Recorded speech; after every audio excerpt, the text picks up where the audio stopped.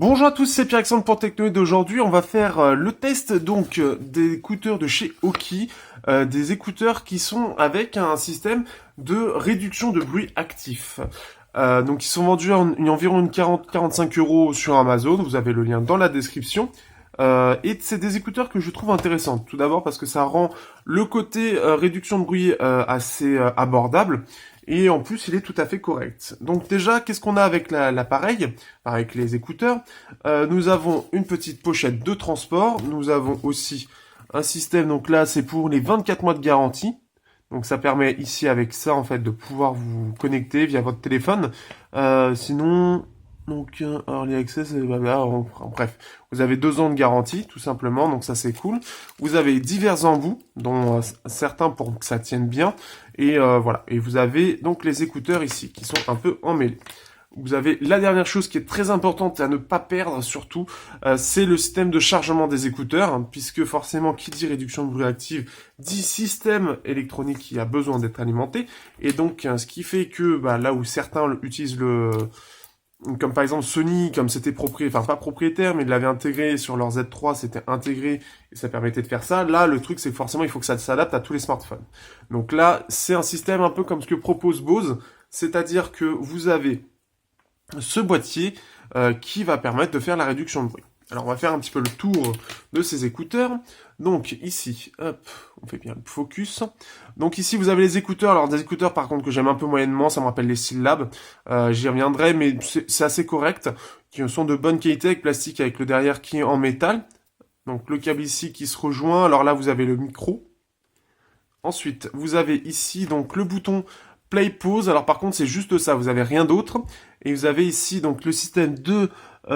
alors ici que je retrouve, parce que vous avez un système où ça va vous permettre ici donc la suppression du bruit, et ici ça va vous permettre d'utiliser le micro pour écouter ce qui se passe un peu partout en fait. Donc ça c'est un système que je trouve assez sympa aussi, que j'avais retrouvé avec les Backbeat Pro il y a maintenant longtemps, et vous retrouvez ensuite avec la jack ici, donc d'ailleurs une jack qui est un petit peu particulière comme vous pouvez voir, je sais pas si ça se voit bien. Ouais, c'est bien, il fait bien le focus, lui. En fait, on peut voir que ici, donc là où il y a mon ongle, hein, mon gros ongle, eh bien, vous avez en fait un côté un peu plus gros de la jack, en fait, et c'est ce qui permet de faire la charge, tout simplement. Donc, ce qui fait que quand vous arrivez, vous mettez sur le PC pour le recharger, et ça va le recharger. On n'a pas un grand temps, par contre, un grand temps d'utilisation, c'est à peu près 3 heures d'utilisation. Il n'y a pas une grosse batterie, non, j'ai plus la notice d'utilisation, c'est pas très intelligent ça. Ce qui fait que, hop, ici, donc, la petite pochette d'ailleurs, au passage, je regarde au cas où. Non, je l'ai plus. Ce qui fait que voilà, vous avez à peu près, moi j'avais calculé à peu près 2h30 à 3 heures d'utilisation de ce système de réduction de bruit. Donc une fois que la réduction de bruit est désactivée, bien évidemment les écouteurs fonctionnent toujours, mais vous avez ça qui ne fonctionne plus. Donc vous avez vraiment le système, donc ici vous avez le A pour vraiment Active Cancellation, et donc ce qui fait que ça va vraiment réduire le bruit. J'ai trouvé ça assez efficace, ça reste léger pour pas trop perturber parce que forcément, ce qu'il faut remettre dans le contexte, c'est que quand vous utilisez un système de réduction de bruit actif, quel que soit l'appareil, ça va forcément déformer un peu le son. Là ça reste assez correct, ça va supprimer tous les bruits qui sont un peu graves, donc tout ce qui est train, etc. Tout ce qui va être aigu, bien sûr, ça va pas les supprimer. Le problème, alors c'est efficace, mais ça aurait pu être mieux si les écouteurs de base étaient mieux isolés. Le problème, c'est qu'avec leur système d'écouteurs comme ça en ovale, ça ne permet pas d'avoir une très bonne isolation. On perd un peu en isolation, alors après je pense que la conception fait qu'on a un peu ce côté supplémentaire où l'isolation n'est pas excellente, ce qui fait que de base c'est pas très bien isolé. Par contre quand on utilise cette réduction de bruit, c'est efficace, le spectre en soi, donc la partie son, est pas trop déformée. On est sur quelque chose qui reste tout à fait correct, ça casse pas trop le son, notamment les basses, ça reste très correct, et ça permet d'avoir quelque chose d'un peu plus agréable dans le train. On est loin de ce que proposent les casques comme le Backbeat Pro qui faisait quelque chose déjà de pas très performant en soi, mais ça permet de réduire quelques bruits, d'avoir quelque chose de plus agréable aux oreilles. Donc c'est utile pour ceux qui commencent à avoir un peu marre du métro, etc. Vous avez ces écouteurs là qui coûtent 45 € et qui permettent de faire ça tout en écoutant sa musique. Voilà, après c'est surtout d'avoir ce petit chargeur toujours sur soi et surtout ne pas le perdre, hein. Il y a un moment je savais plus où est-ce qu'il était parce que vous imaginez bien il est tout petit. Donc il faut faire attention à ça, surtout qu'à retrouver un remplaçant, je vous avoue que j'ai pas cherché, mais trouver un remplacement à ça, c'est pas forcément facile. Ça ne sert pas non plus à écouter du son, attention, hein, ça sert juste à charger.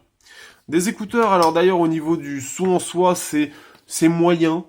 Comment dire, à 45 euros, on a le système de réduction de bruit, mais forcément, sans système de réduction de bruit, on va pouvoir trouver des écouteurs qui sont à peu près aussi bien, avec une isolation qui va être un petit peu moins bonne, mais un peu mieux dès le départ.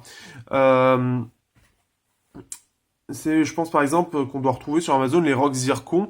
Après, bien sûr, j'ai mes KZZST, mais ça c'est de l'import bien évidemment. Mais ce qu'on va retrouver sur Amazon avec les des Sony ou des Sennheiser qui ont un meilleur son, avec une isolation peut-être un poil meilleur au départ, mais par contre on n'a pas le système de réduction de bruit. Donc après à vous de voir. Est-ce que vous voulez un meilleur son? Donc ça, forcément, ce sera pas cela qu'il faudra aller chercher. Ou est-ce que vous voulez une isolation active pour supprimer des bruits graves qui vous gênent dans les transports? Donc, par exemple, je pense au métro, ce genre de choses. Ça peut être le côté un peu utile. En tout cas, je trouve que pour un produit à 45 euros, ça reste très correct. Maintenant, voilà, c'est à vous de faire votre choix. Qu'est-ce que vous préférez? Qu'est-ce que vous voulez vraiment? Est-ce que vous serez prêt à passer à quelque chose comme ça? Est-ce que ça vous intéresse? Est-ce que vous êtes curieux? Après ça, c'est à vous de voir. Je les recommande vraiment pour ceux qui veulent plus découvrir ce côté de système de réduction de bruit actif. Et ce côté, voilà, un peu, ça permet de supprimer ça, ça peut être bien pour les transports. Par contre, attention, hein, c'est pas non plus quelque chose d'exceptionnel, je tiens à le rappeler. Une réduction de bruit, même sur des casques, ce n'est pas exceptionnel. Si vous avez des questions, n'hésitez pas à les poser, n'hésitez pas à liker, à vous abonner, et on se retrouve tout simplement d'ici donc le prochain test. Donc n'hésitez pas entre-temps à poser vos questions si vous en avez sur ce produit, et n'hésitez pas, donc vous avez le lien dans la description. À bientôt sur la chaîne Technoid.